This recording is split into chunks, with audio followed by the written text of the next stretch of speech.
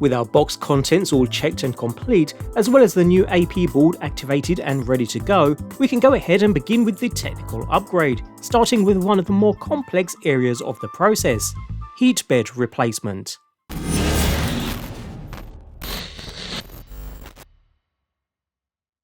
As the H2C has a slightly narrower print sheet, it also has a slightly narrower heatbed to match. In essence, it's 20mm shorter on the right side, since that space will be taken by the Vortek rack system. Be warned that this is one of the more involved processes of the upgrade, as there's a lot to dismantle before we can even get the new part into position, so begin by ensuring the printer is powered down, with the cable removed, after which we remove the power safety key, and, if attached, the side spool holder.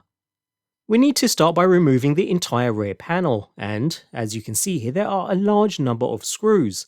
And to complicate things further, there are two different types of screws to remove as well. We'll start with the two screws holding the external spool holder bracket, so that this can be removed completely. After which we need to keep different screws separated, so we'll start with all the holes you'll see highlighted here. So, starting from the bottom corner, the same corner as the power input, remove 4 screws going up this side. The same 4 on the opposite side, and the 3 in the top center in a triangle pattern. Keep these screws together for reinstallation later. I like to keep a note of screws as I place them into a tray, although feel free to implement your own system, whatever works best for you. The second set of screws are a little more dotted around the place, starting with the 4 across the very top of the panel, then moving more to the center with 1 by the external spool holder bracket we just removed, 1 above the purge chute, and 1 just below, followed by the 2 beside the purge chute, and another 2 directly below the previous, leaving us with 1 final screw just above the power button.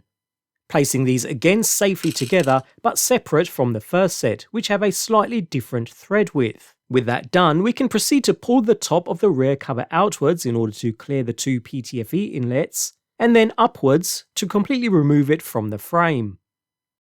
What you see here will differ depending upon whether you have the standard H2D or the laser module equipped version. If you have the laser module version, you will notice this section filled with the air pump assembly, for which the air tubes and 5 screws need to be released in order to remove the module completely. With that done, we need to remove the single screw just above the purge chute, so that we can remove this assembly completely from the unit, now providing access to the printer's main connection board. From here we need to remove these 4 connectors from the board.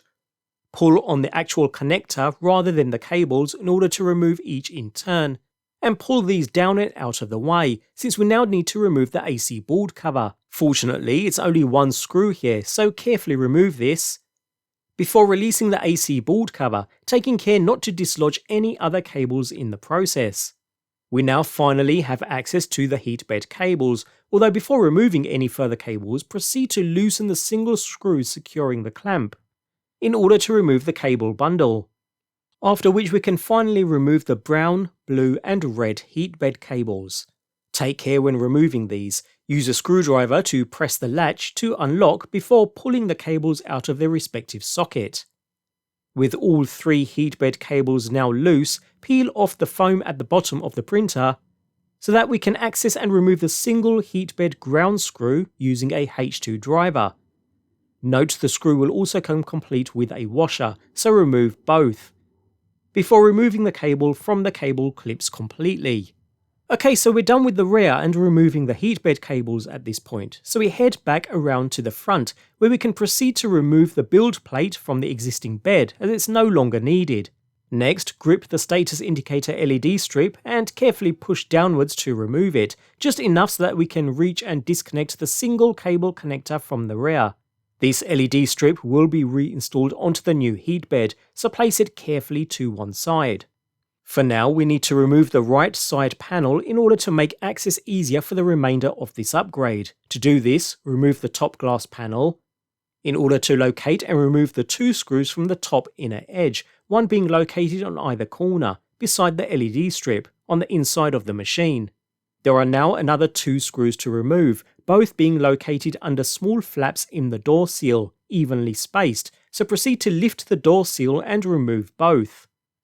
After removing the screws, peel back the top section of the door seal at the upper groove, and then carefully unclip and release the side panel from the main frame, slowly down each side, but do not pull it away from the frame completely at this point, since there's a small Hall sensor cable connector that needs to be released, after which the panel can be lifted and moved away.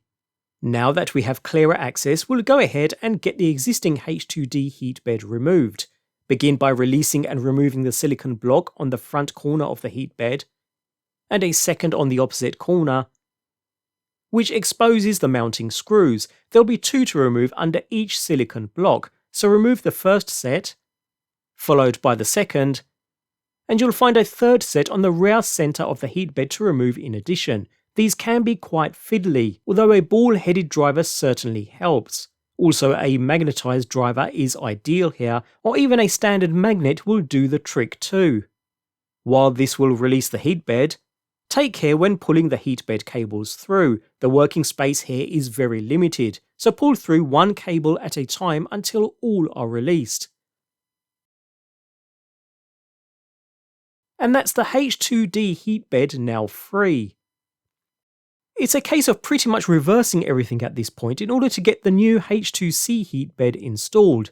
Before proceeding, thoroughly clean the bottom of the printer from any debris, as we'll need the heat bed to lay completely flat here, so it's not installed at an angle later. Next, begin by inserting the new heat bed. In order to thread the cables back through the same slider we just removed the old ones from, again pushing through one at a time. Now I expected this to be super fiddly, but it was actually quite easy as long as you feed through one cable at a time, before carefully pulling the bundle through from the rear to take up the slack, and positioning the heat bed into its final position on the 3-axis sliders, while still pushing through any slack in the cable bundle. At this point, rather than placing the entire printer on its side, carefully tilt the unit, using some of the heat bed foam packaging to secure it, and reach for the belts underneath. Gently slide the belt so that the Z-axis sliders are at their very lowest position and cannot go any further. You can then go ahead and sit the printer back down. If you have the original shipping screws, you can use 4 of them to temporarily lock the heat bed down, but if not, you can simply skip them and just ensure the bed is sitting properly on all 3 Z-axis sliders, and proceed to reinstall the original screws. So there's 2 in each front corner, and the final 2 in the rear centre. No need to go super tight, a nice snug fit is all that's required. That's the bed pretty much installed at this point. While everything is open, we'll go ahead and install the nozzle offset calibration sensor. You'll find this in box number 4 in the Vortek upgrade kit. Note, when installing this, orientation is vital. The silver square section should be on the left. With that verified, connect the cable connector and lower the sensor into position before securing with a M2x5 screw, one on either end. Again, a nice snug fit is all that's needed here. Once in place, double check orientation is exactly as you see here. With that confirmed, carefully tilt the printer slightly so you can reach the bottom and pull the belt to raise the heat bed just a few inches. Far enough so that we have space to install the status indicator strip we just removed from the previous bed. So connect the single connector and push the indicator panel so it clips back into the bottom of the heat bed. With that done, install the silicon blocks on either end of the heat bed, noting one side is now larger than the other. And with that, our H2C heat bed is now installed. All that's left is to get the cables plugged into the AC control board. To do that, around the back of the printer, begin by inserting the heat bed cable bundle into the cable retainer on the Z-axis slider, before guiding it through the side opening, and then route round and plug the 3 coloured cables into the original ports on the AC board. It's vital to get orientation correct here. Double and triple check to ensure these are correct. Incorrect placement can lead to permanent damage. Once confirmed, insert and tighten the heatbed ground screw into the bottom panel, covering with the original foam.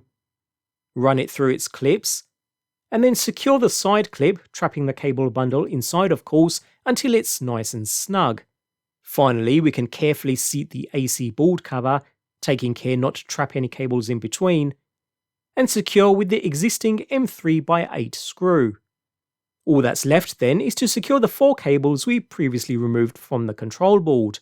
These all go back into their respective ports, each differing in size, so you can't really go wrong here.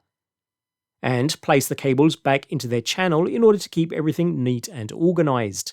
As mentioned earlier, should you have the laser version of the H2D, you will have a pump to reinstall using 5 screws and its air tubes. This unit is a non-laser version, so I'll skip that step for now. And that's your heat bed, one of the most complex and involved sections of the build, now complete. Take a well-deserved break before joining me for the next section of this guide, which is just as involved, where we'll be replacing the tool head and the entire X-axis assembly.